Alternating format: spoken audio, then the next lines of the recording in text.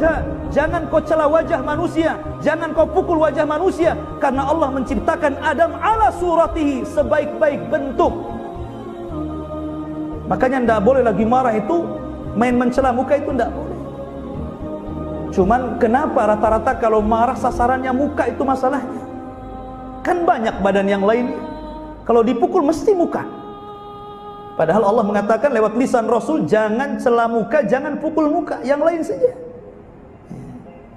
Ma'asyiral muslimin yang dimuliakan Allah Azza wa Jalla. Kemudian setelah mendapatkan Nabi Yusuf di langit ketiga, naik keempat. Rupanya berjumpa dengan Nabiullah Idris, dan Rasul membacakan ayat wa rafa'nahu makanan aliyya, dan kami angkat Idris ke langit keempat. Satu-satunya nabi yang meninggal di langit cuman Idris. Kisahnya gimana? Idris ini menggantikan Nabi Syith. Nabi Syith itu nabi kedua setelah Adam, pengganti Habil yang dibunuh Qabil. Nabi Idris ini diutus sebelum Nabi Nuh. Ketika melihat kerusakan di kaumnya, maka dia pun berusaha untuk memperbaikinya, sehingga Allah berikan balasan kepada Idris. Dia mendapatkan pahala setiap hari sebanyak kaum yang didakwahinya. Maka dia senang. Akhirnya dia meminta kepada Jibril untuk dipertemukan dengan malaikat maut agar diulur waktu kematiannya. Kata malaikat Jibril, boleh, kita temui dia. Kalau begitu saya angkat engkau ke langit. Nanti kalau sudah ketemu ngomong sendiri. Maka dinaikkanlah Nabi Idris sampai ke langit keempat. Itulah isyarat dari firman Allah, wa rafa'nahu makanan aliyah, dan kami angkat Idris ke tempat yang tinggi. Maksudnya di langit keempat. Sesampainya malaikat Jibril bersama Idris ke langit keempat, rupanya malaikat maut sudah di situ nunggu. Kemudian malaikat Jibril heran, belum dipanggil kok sudah datang, gitu bahasanya. Kata malaikat maut, ya, karena barusan aku diperintah untuk mencabut nyawa manusia di langit keempat. Aku heran, mana ada manusia di langit keempat. Rupanya yang dimaksud di situ Idris. Meninggallah Idris langit sini. Makanya dia ketemu Idris langit keempat. Kemudian naik lagi ke langit kelima. Disinilah berjumpa dengan Nabiullah Harun. Harun ini dulu bukan nabi sebenarnya. Harun itu orang saleh. Yang mengangkat dia nabi itu Nabi Musa, karena Musa itu pelat ngomongnya. Makanya Nabi Musa berdoa, Rabbi shrah li sadri wa yassir li amri wahlul 'uqdatam min lisani yafqahu qauli. Ini doanya Nabi Musa ini. Pelat Nabi Musa itu, tidak pandai ngomong. Sementara Harun ini adiknya, abangnya, pandai orator. Sementara dia menghadapi Fir'aun harus pandai bicara. Ketika melihat abangnya pandai ngomong, orator, maka Musa meminta kepada Allah untuk diangkat Harun menjadi nabi.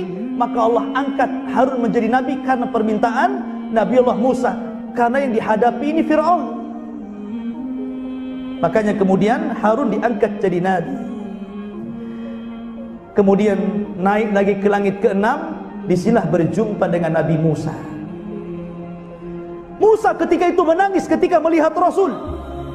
Ketika ditanya oleh malaikat, wa ma yubkika ya Musa, kenapa anda menangis wahai Musa?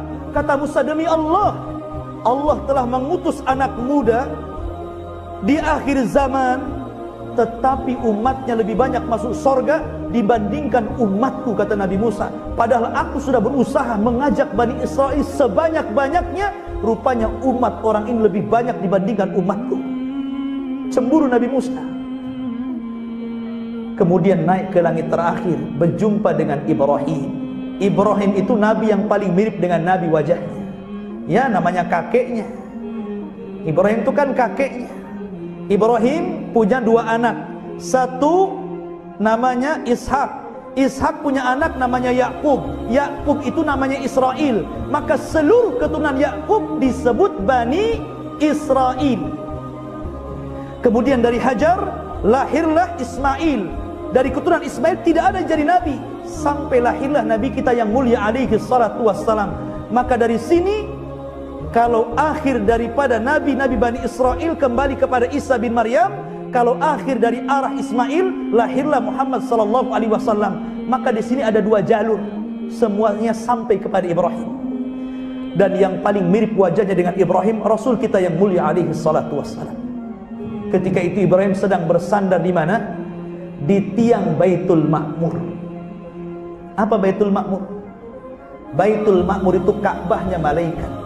Nabi melihat setiap hari yang tawaf malaikat di Baitul Ma'mur itu jumlahnya 70.000.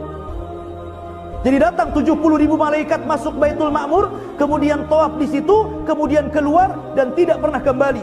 Besoknya datang lagi 70.000 lagi masuk ke Baitul Ma'mur, kemudian tawaf, kemudian keluar, tidak balik lagi.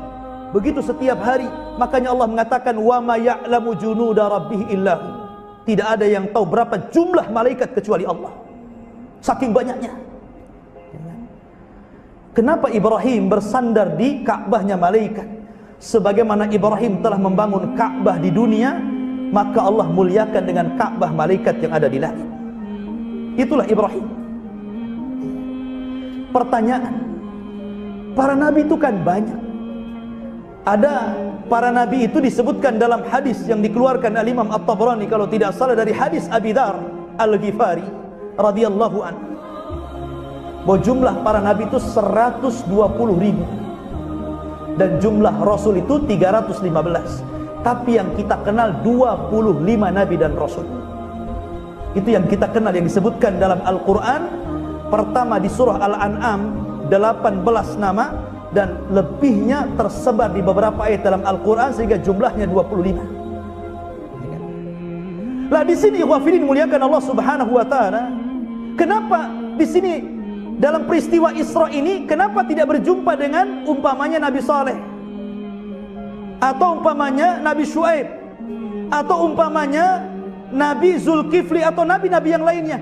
Kenapa cuma nabi-nabi ini saja? Rupanya ada hikmah di balik pertemuan nabi-nabi yang dipilih Allah untuk berjumpa dalam setiap langit. Karena nabi-nabi yang dipilih ini adalah nabi yang paling banyak cobaan ketika berdakwah. Seolah-olah Nabi diperlihatkan, kamu jangan sedih, orang-orang Quraisy menolak kamu, orang-orang kafir menolak kamu. Nih nabi-nabi yang kau temui juga sama nasibnya. Sehingga menetapkan hati Rasul.